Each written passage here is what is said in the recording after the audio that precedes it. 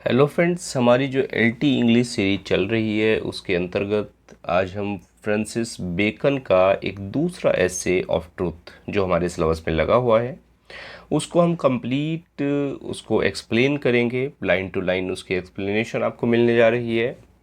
तो सबसे पहले फ्रेंड्स, लेक्चर की बात करें तो लेक्चर में हम डिस्कस करेंगे ऑफ ट्रूथ की summary, analysis of the essay, और उसके बाद हम उसको कंप्लीट हिंदी में एक्सप्लेन करेंगे। तो चलिए friends, without wasting any time let's start. देखिए, बात अगर इस एसे की करें तो ऑथर शुरू करते हैं ट्रुथ को कहते हुए कि व्हाट इज़ ट्रुथ, ट्रुथ क्या है। और वास्तव में ये आंसर करना भी डिफ़िकल्ट है कि जो लोग हैं वो बहुत सारे रीज़न होते हैं जिनके कारण वो ट्रुथ को नहीं पसंद करते। क्लियर? और इसी के साथ साथ वो ऐसे में इसमें आगे बताते हैं कि कोई कुछ डिफ़िकल्टीज़ होती हैं जो लोगों को झूठ बोलने के लिए प्रेरित करती हैं, उकसाती हैं। क्लियर? क्योंकि people love lies for different reasons. बहुत सारे रीजंस हैं जिनसे लोग झूठ बोलना पसंद करते हैं। जैसे पोएट्स होते हैं वो प्लेजर के लिए झूठ बोलते हैं, जो मर्चेंट्स होते हैं वो अपने पर्सनल प्रॉफिट के लिए झूठ बोलते हैं, और जो करप्ट पीपल होते हैं वो झूठ के लिए ही झूठ बोलते हैं। और वास्तव में ऑथर यहाँ ट्रुथ को कहते हैं कि ट्रुथ जो है होता है वो सनलाइट की तरह होता है। It reveals the true nature. बिल्कुल सत्य जो नेचर है वो दिखाता है, और जो वर्च्यूज़ और डिफेक्ट्स हैं उन सबको सामने लाता है। लेकिन जो पर्ल्स होते हैं, जो मोती होते हैं, उनको वो कहते हैं कि जो बेस्ट होते हैं वो सनलाइट में बेस्ट दिखाई देते हैं। लेकिन इसके विपरीत जो डायमंड होता है या कार्बंकल का जिक्र यहाँ ऑथर ने किया है, उसको कहते हैं कि जो वेराइड लाइट्स होती है उनमें वो बेस्ट दिखाई देता है। और यहाँ ऑथर ने दो तरह के ट्रुथ बताए हैं। एक तो थियोलॉजिकल ट्रुथ की बात करते हैं या फिलोसॉफिकल ट्रुथ वो यहाँ बताते हैं। क्लियर? और उसमें भी वो जो ट्रुथ की इंक्वायरी है, उसकी नॉलेज है, उसका बिलीफ है, उसको वो यहाँ एक्सप्लेन करते हैं। और इसके अलावा वो ट्रुथ को कहते हैं कि truth is the light of God. जो ईश्वर का प्रकाश है वो सत्य होता है। क्लियर? तो ये तो हो गई ऑथर ने जो ऐसे में बताने की हमें कोशिश की है। और अब हम बात कर लेते हैं ऐसे को कंप्लीट हम लाइन टू लाइन एक्सप्लेन कर लें। देखिए, सबसे पहले बात करते हैं ऑथर क्या कहते हैं of truth. What is truth, said jesting Pilate. Actual में यहाँ जो ऑथर जिक्र कर रहे हैं एक रोमन का जिक्र कर रहे हैं जो है पोंटियस पिलाटे जिसका नाम है, उसका रेफरेंस देते हुए यहाँ वो अपने ऐसे को शुरू करते हैं। Clear? And would not stay for an answer. देखिए वो क्या कह रहे हैं, इससे कहने का मतलब क्या है। वो कह रहे हैं कि जो पिलाटे है जिसने सम्राट टिबेरियस के दरबार में कब्जा कर लिया था, ईसा मसीह जो थे जीसस क्राइस्ट के उत्पीड़न में शामिल होने के कारण जो पिलाटुस को ईसाइयों द्वारा अनुकूल रूप से नहीं देखा गया, और काफ़ी हद तक उसने एक जो बदनाम प्रतिष्ठा है उसका आनंद लिया।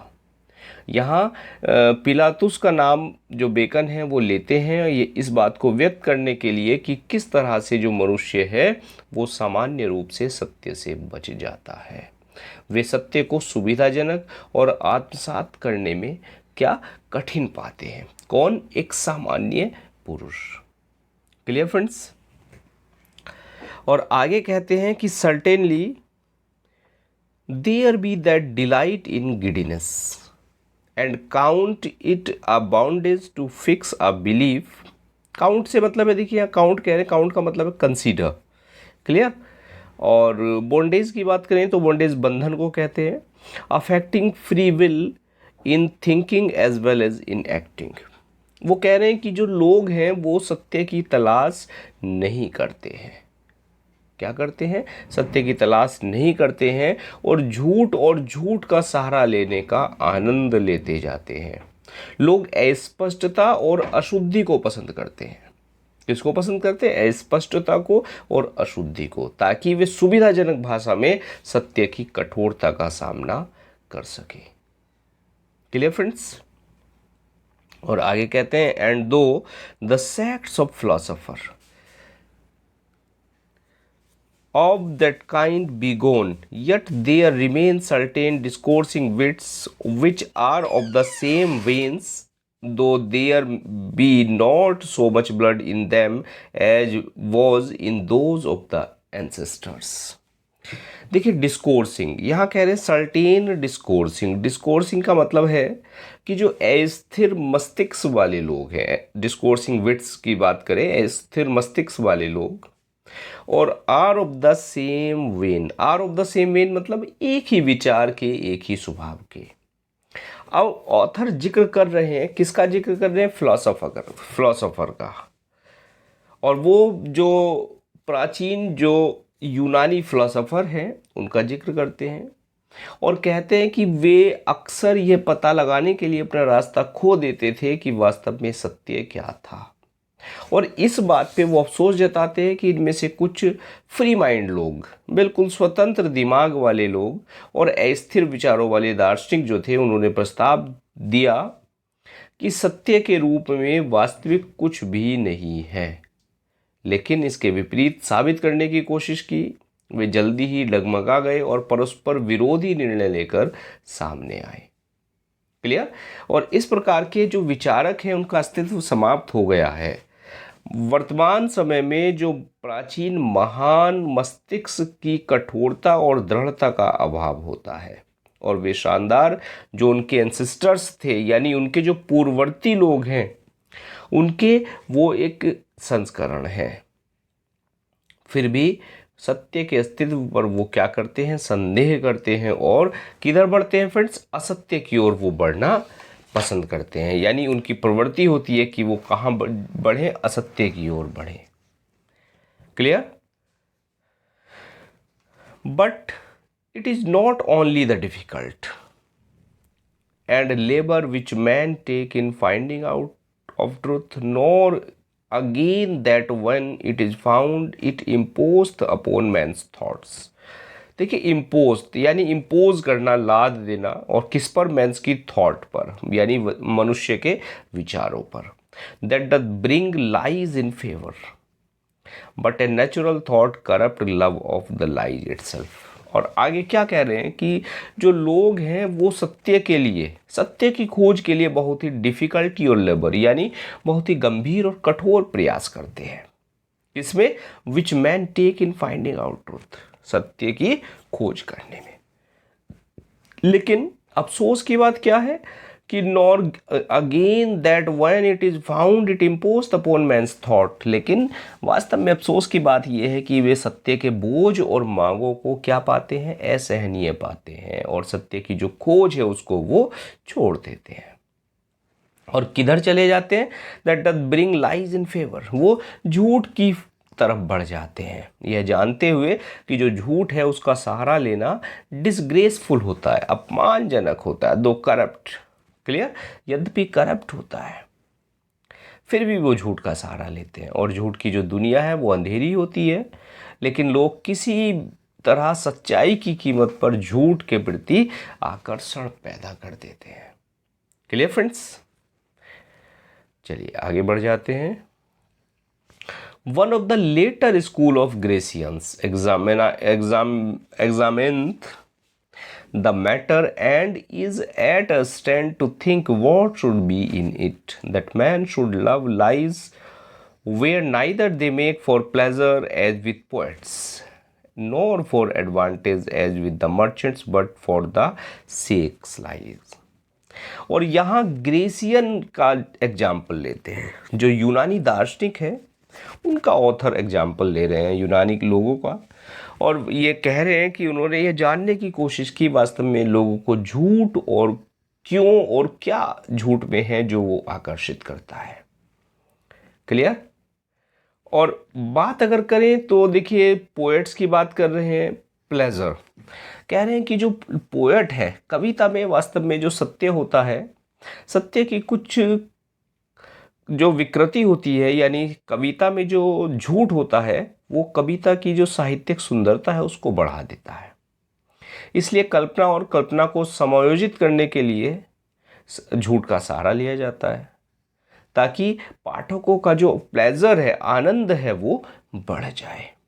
और इसके विपरीत जो मर्चेंट्स होते हैं वो अपने एडवांटेज के लिए झूठ बोलते हैं, व्यापारी अपने लाभ के लिए झूठ बोलते हैं। यानी व्यापारियों ने अपने ग्राहकों को माल खरीदेंगे और बेचेंगे तो निश्चित मात्रा में वो झूठ का सहारा लेंगे। लेकिन आगे कहते हैं, लेकिन आम लोग जो होते हैं, बट फॉर द लाइस सेक, लेकिन आम लोग जो होते हैं वो इसके दुष्परिणामों को जानकर भी झूठ का सहारा लेते हैं। क्लियर? बेकन इस बात को कह रहे हैं कि भाई एक मर्चेंट है, चलो उसकी मजबूरी है झूठ बोलना, एक पोएट है उसकी मजबूरी है झूठ बोलना, लेकिन एक जो कॉमन मैन है उसकी क्या मजबूरी है झूठ बोलना, वो क्यों झूठ बोलता है? Clear friends? देखिए आगे कहते हैं, but I can't tell the same truth is a naked and open delight that doth not show the mask and memories। देखिए ऑथर ने यहाँ यूज़ किया है मास्क। मास्क जानते हैं, प्ले पढ़ते हुए हमने मास्क का जिक्र किया है, यानी मुखौटा लगा के वो डांसिंग जो होती थी उस जमाने में, मोड ऑफ इंटरटेनमेंट, वो मास्क। और दूसरा यहाँ वो जिक्र करते हैं ममरीज का। ममरीज क्या है? मास्क का ही एक पार्ट होता है, मास्क की तरह ही ममरीज को परफॉर्म किया जाता है। अंतर ये है कि मास्क में तो डांसिंग होती है, लेकिन ममरीज जो होती है वो म्यूट होती है। क्लियर? इसमें जो परफॉर्मेंस है विदाउट स्पीकिंग किया जाता है। तो मास्क और ममरीज का वो यहाँ जिक्र करते हैं। और आगे देखिए क्या कहते हैं, कैंडल लाइट तो समझ गए क्या होता है, जो यानी कैंडल का प्रकाश होता है। और स्टेटली एंड डेंटली, स्टेटली एंड डेंटली हो गया भव्य रूप से। तो क्या कह रहे हैं कि बट आई कांट टेल, लेकिन मैं नहीं कह सकता कि जो सत्य होता है वो वास्तव में ईमानदारी से और पारदर्शी रूप से वो दिखाई देता है। यानी सत्य में सब कुछ ईमानदारी से दिखाई देता है।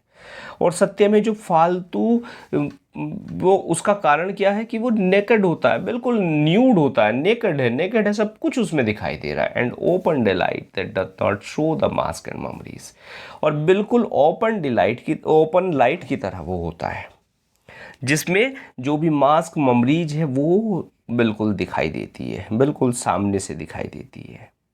यानी जो सत्य है उसमें कोई उपहास, कोई प्रशंसा, कोई चाटुकारिता के लिए कोई जगह नहीं होती है।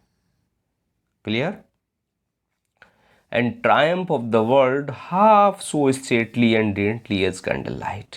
और वास्तव में अगर बात करें तो सत्य अपने चारों ओर महानता का कोई एक कृत्रिम आभा मंडल नहीं बनाता, और इसलिए उनकी अवास्तविक प्रशंसा से रहित वे कद में बहुत कम दिखाई देता है। क्लियर? और आगे बढ़ जाएं तो ट्रूथ में perhaps come to the price of a pearl that show best by day, but it will not rise to the price of a diamond और carbuncle that show best in varied lights. और सत्य की अगर बात करें तो सत्य जो दिखाई देता है एक पर्ल की तरह, एक मोती से सत्य की तुलना की गई है। यानी एक मोती दिन में चमकता है। क्लियर? बेस्ट बाय डे, श्रोत बेस्ट, यानी पर्ल है वो दिन में सबसे अच्छा प्रतीत होता है, जबकि जो झूठ होता है, जो सत्य नहीं होता, that will not rise to the price of a diamond और कार्बंकल। यानी सत्य एक डायमंड या कार्बंकल की तरह नहीं है। कार्बंकल क्या होता है फ्रेंड्स? एक लाल पत्थर होता है, रेड ज्वेल। तो डायमंड और कार्बंकल की तरह नहीं होता सत्य, जो वेराइड लाइट्स में, विभिन्न जो अवास्तविक प्रकाश होता है उसमें वो सबसे अच्छे दिखाई देते हैं। क्लियर? यानी एक हीरा देखें या कार्बंकल देखें, वो रात में चमकते हैं, पूर्ण अंधकार के बीच प्रकाश की अवास्तविक अनुभूति वो देते हैं, जबकि जो सत्य होता है वो मोती के समान होता है। वो दिखाता है कि जो नग्न आंखें हैं उनको क्या दिखाई देता है, जबकि अवास्तविक रूप से कुछ जलाकर कुछ भी नहीं दिखा सकता है। और जो झूठ है, झूठ में ही पूर्ण अंधकार को प्रकट करने की क्षमता होती है। Clear friends? बात समझ में आई क्या कहना चाह रहे हो उत्तर? और आगे बात करते हैं कि a mixture of a lie doth ever add pleasure. जो लाए होता है, झूठ होता है, उसका मिक्सचर आनंद को देता है, लोगों को खुश करता है। Doth any man doubt that if there were taken out of man's mind vain opinions, flattering hopes, false valuation, imagination as one would and like, but it would leave the minds of a number of man's poor sunken things, full of melancholy and indisposition and unpleasing to themselves। देखिए क्या कह रहे हैं कि वास्तव में जो सच होता है, सच्चाई का जो कॉकटेल होता है, उसमें झूठ या केवल सच से ज़्यादा इंसानों को खुश करने की क्षमता होती है। लेकिन वो यहाँ कहते हैं कि सब कुछ उनके असली रंग में चित्रित किया जा सकता है, बिना किसी सतही घमंड के, क्लियर, और बिना किसी होप के, फॉल्स वैल्यूटेशन के, इमेजिनेशन के। ये फॉल्स चीज़ें होती हैं, यानी सतही घमंड हो गया, चापलूसी टिप्पणियां हो गई, संकेतों के बिना हो गया, समाज नीरस और अकर्मण्य दिखाई देता है। और जो घमंड होता है उसकी जो वृद्धि होती है वो रचनात्मक होती है, ऊर्जा और बौद्धिक गतिविधियों को वो प्रेरित करती है। अब उदाहरण अगर लें तो एक कवि को सम्मानित नहीं किया जाता है या एक खिलाड़ी को पुरस्कृत नहीं किया जाता है तो उसे उच्च स्तर की जो उपलब्धियां हैं उस तक पहुंचने के लिए कैसे प्रेरित किया जाएगा। बात क्लियर फ्रेंड्स? और कहना चाह रहे हैं ऑथर कि वास्तव में जो प्रशंसा होती है किसी खिलाड़ी की हो या किसी पोएट की हो, उसको प्रशंसा को करते समय उनका जो पराक्रम होता है उसको एक निश्चित मात्रा में असत्य विवरण का उपयोग करने की आवश्यकता होती है। अन्यथा जो प्रशंसा है वो एकदम डल और कैसी होती है, फुल ऑफ मेलनकली, इंडिस्पोजिशन एंड अनप्लीजिंग होती है, अप्रभावी वो होती है।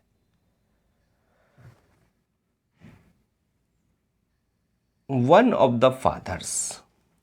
द फादर्स यानी जो अर्ली चर्च की ऑथर बात कर रहे हैं, जो प्रीस्ट है, प्रीस्ट के जो अर्ली प्रीस्ट के चर्च हैं, चर्च के अर्ली प्रीस्ट है, उनकी यहाँ ऑथर बात करते हैं।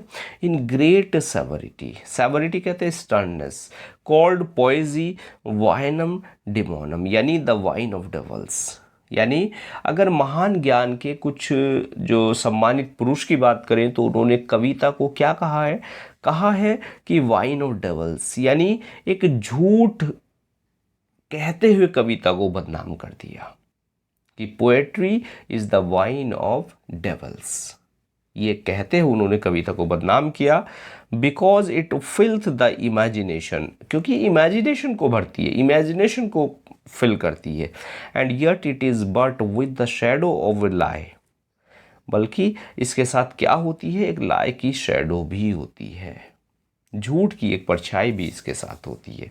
But it is not the lie that passed through the mind, but the lie that sinked in and settled in it that doth the hurt, such as we speak of before। बल्कि क्या होता है ये, but it is not the लाई, ये झूठ नहीं है, that pass through the mind, जो मस्तिष्क में पास होता है, लेकिन जो झूठ होता है सिंक्ड इन, वो डूब जाता है मस्तिष्क में। क्लियर? यानी देखिए कहना चाह रहे हैं ऑथर, ये कहना चाह रहे हैं कि वो महसूस करते हैं कि जो कवि है और कविता है उसको आकर्षण प्रदान किए जाने के लिए कल्पना जो अतिशयोक्ति है या संकेत है उसको और जोड़ देती है।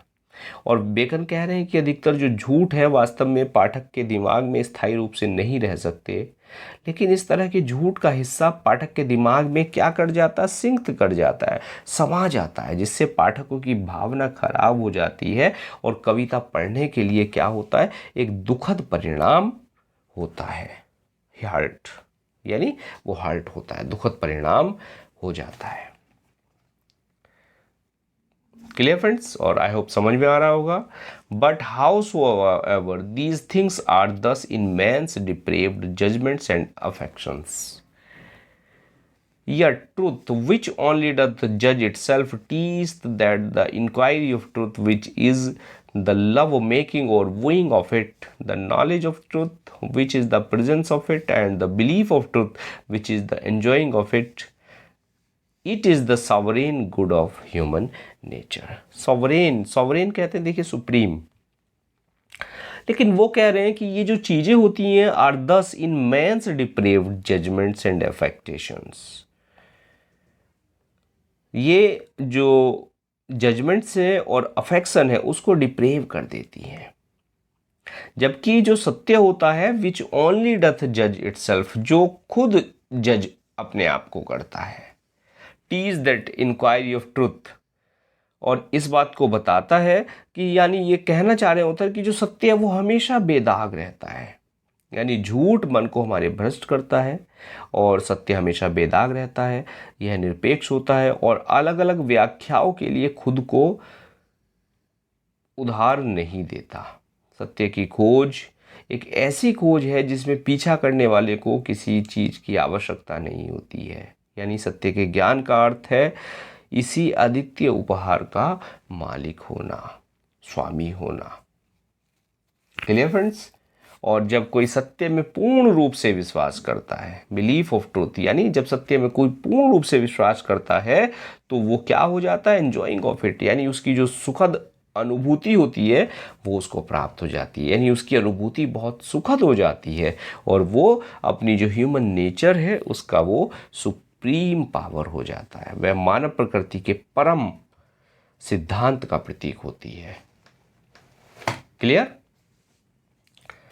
चलिए आगे बढ़ जाते हैं। The first creature of God is the work of the days was the light of the sense and last was the light of reason. और अगर इस ईश्वर की बात करें तो कह रहे हैं कि जब ईश्वर ने सृष्टि की रचना की, मानव जाति को ज्ञान का प्रकाश दिया, तो work of days was the light of sense. और वास्तव में क्या था? लाइट ऑफ जो सेंस थी उसकी यहाँ बात करते हैं। और द लास्ट वॉज, फर्स्ट क्या था? लाइट ऑफ सेंस था, और लास्ट क्या था? लाइट ऑफ रीजन, यानी जो तर्क का प्रकाश। And his sabbath work, sabbath क्या होता है फ्रेंड? जो जब प्रकृति का निर्माण किया ईश्वर ने तो उसके बाद उन्होंने रेस्ट लिया। जो रेस्ट का दिन है, 7वां जो दिन है, आराम का दिन है, और उसको सैबथ कहा जाता है, यानी सैटरडे संडे सैबथ के लिए। Work ever since is the illumination of his spirit. First he breathed light upon the face of the matter and or chaos. Then he breathed light into the face of men, and still he breathes and inspires light into the face of his chosen. यानी देखिए, अगर बात करें यहाँ author कह रहे हैं कि जब मानव का निर्माण हुआ, यानी ईश्वर ने सृष्टि की रचना की, तो उन्होंने मानव जाति को क्या दिया? ज्ञान का प्रकाश दिया, लाइट ऑफ सेंस। क्लियर? जिसके उपयोग से मनुष्य अपने आसपास की दुनिया को देख सके और महसूस कर सके। और उसके बाद भगवान ने क्या दिया? लाइट ऑफ रीजन, यानी तर्क की शक्ति इंसान को दी, जिसके प्रयोग से मनुष्य अपने आसपास कही जा रही वाली बातों में अच्छाई और बुराई है उसका तर्क दे सके। और उसके बाद क्या हुआ? ईश्वर ने मनुष्य को ज्ञान की प्राप्ति दी, यानी इसके फलस्वरूप मनुष्य को ज्ञान प्राप्त हो गया।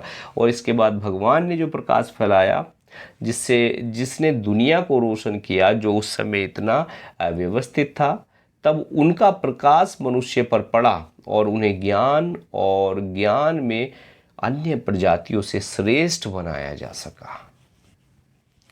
Clear friends? और उसके बाद उन्होंने क्या किया? अपनी कृपा का प्रकाश उन मनुष्यों के चेहरे पर केंद्रित किया जिससे वो सबसे अधिक क्या करते थे? प्रेम करते थे।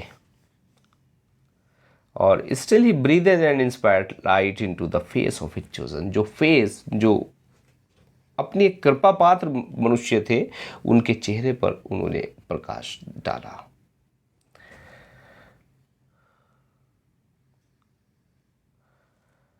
The poet that beautified the sect that was otherwise inferior to the rest saith yet excellently well, it is a pleasure to stand upon the shore and to see ships tossed upon the sea.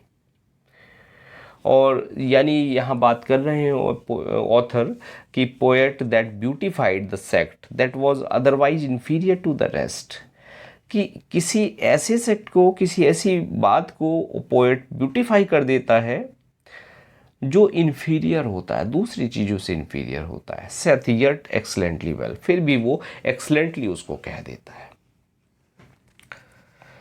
It is pleasure to stand upon the shore, कि जो तट होता है, तट पर खड़ा होना pleasure देता है। And to see ships tossed up upon the sea, a pleasure to stand in the window of a castle and to see a battle and adventures thereof below.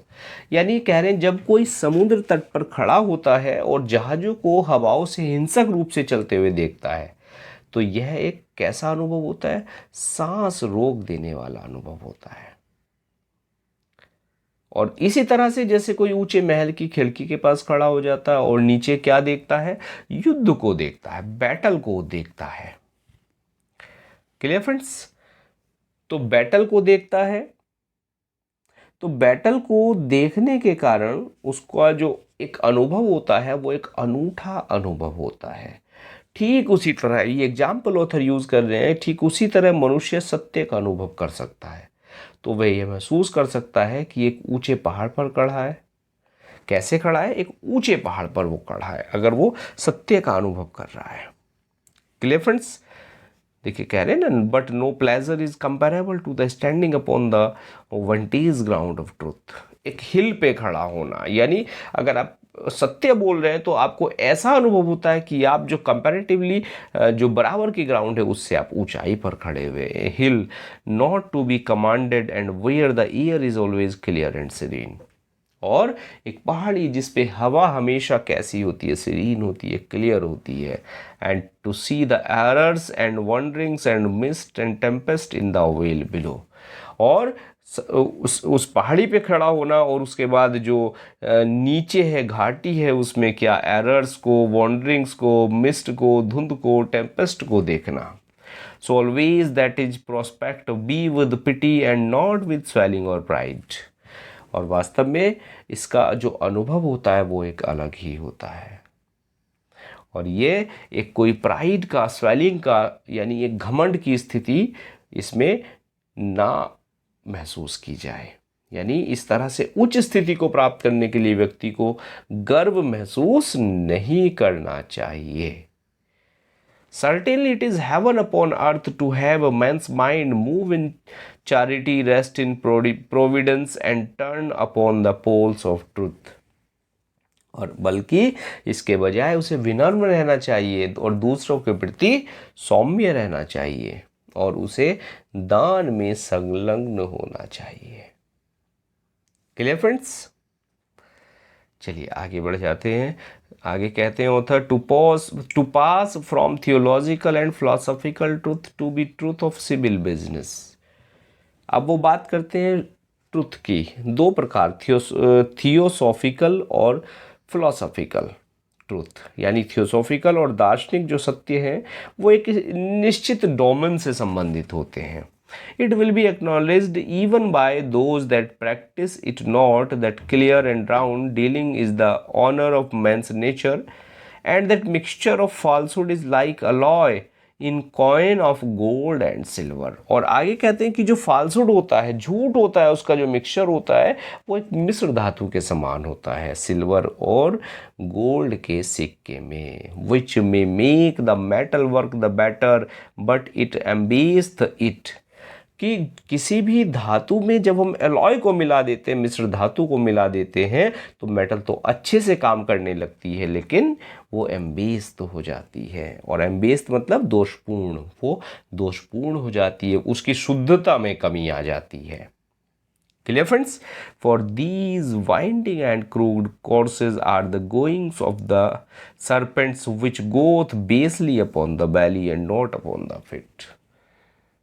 और कहना चाह रहे हैं कि वास्तव में यह एक उस सांप की तरह है जो हमेशा अपने पेट पर चलता है, कभी भी सीधा या सीधा खड़ा होकर नहीं चल सकता।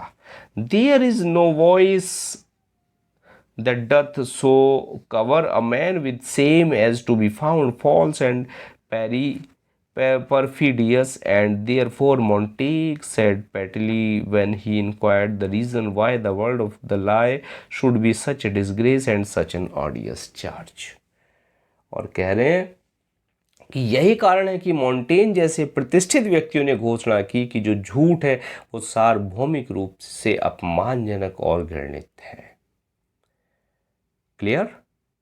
यानी देखिए क्या कहना चाह रहे हैं ऑथर, कहना चाह रहे हैं कि जो हमारे जो दिन प्रतिदिन के मामले होते हैं, सांसारिक मामलों से निपटने के दौरान हमें सत्य से चिपके रहना मुश्किल होता है और हमें अपना जो व्यवहार है, लेन देन है, उसको सुगम बनाने के लिए हमें क्या करना पड़ता है, उसमें झूठ का सहारा हमें लेना पड़ता है।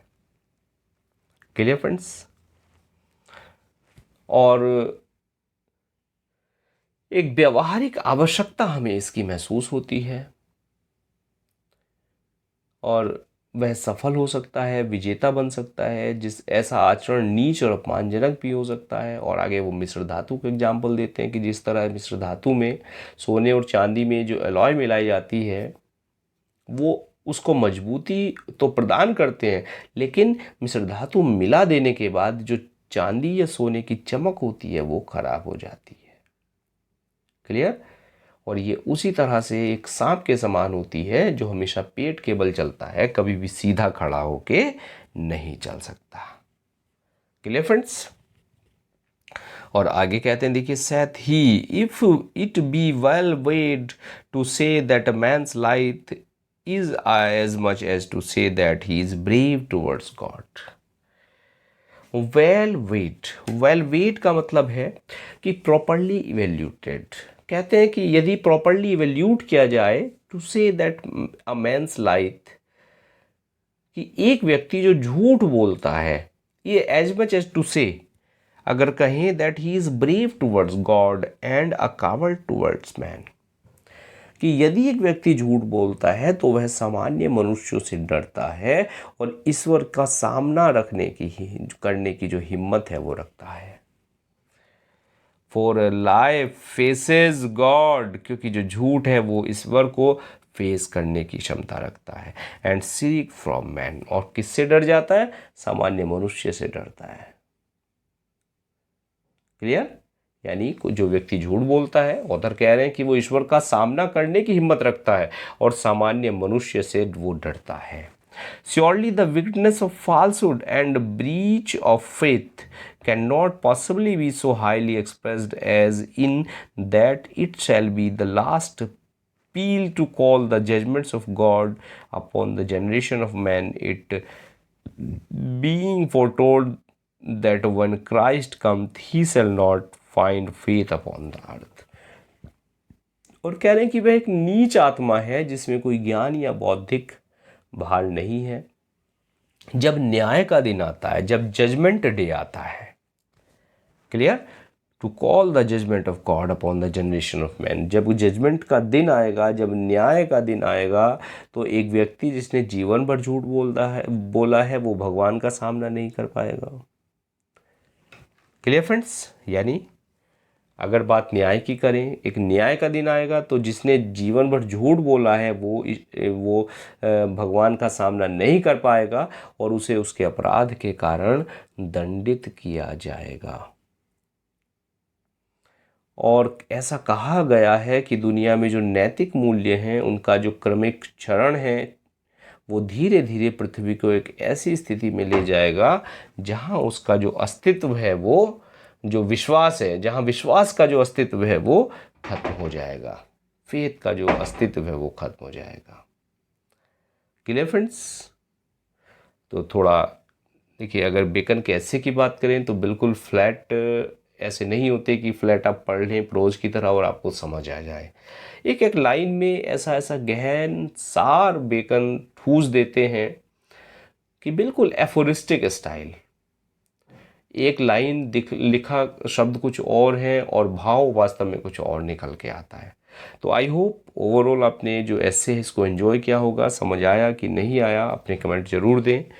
ताकि अगर नहीं समझ आ रहा है तो आगे और सिंपल लैंग्वेज में आपको आगे टेक्स्ट समझाया जा सके। तो चलिए फ्रेंड्स, मिलते हैं नेक्स्ट लेक्चर में। और चैनल पर फर्स्ट टाइम आए हैं, फर्स्ट टाइम व्यूअर हैं, तो चैनल को सब्सक्राइब करें और लाइक करें, नोटिफिकेशन बेल को ऑन करें ताकि जो भी लेक्चर चैनल पर आए वो सबसे पहले आप तक पहुँचे। And now thanks for watching this video.